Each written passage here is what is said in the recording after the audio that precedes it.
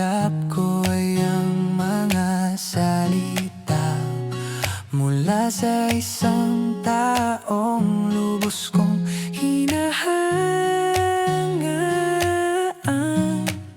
Hindi naman sa hindi ako nakatanggap ng magagandang regalo, kundi dahil ang regalong ito ay hindi nakabalot o ibinigay sa aking kaarawan, kundi lang simpleng salita lang na sinabi sa akin. Hindi ito nasuri at hindi ka panipaniwala.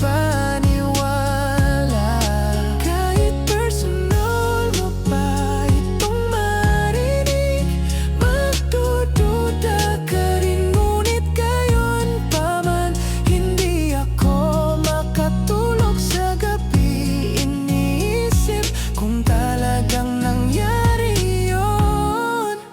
Hindi ko kailanman tinanong kung bakit niya iyon sinabi, pero tinanggap ko itong totoo. Sinabi niya, mahal kita.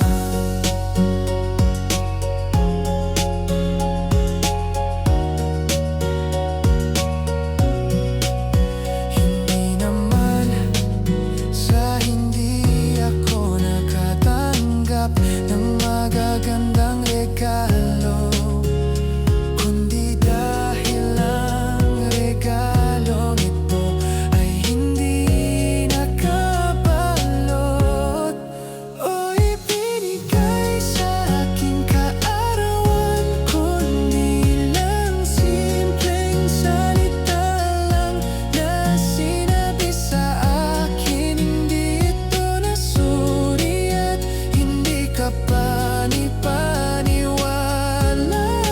Kahit personal mo pa itong marinig, magdududa ka rin, ngunit gayon pa man hindi ako makatulog sa gabi. Iniisip kung talagang nangyari yun.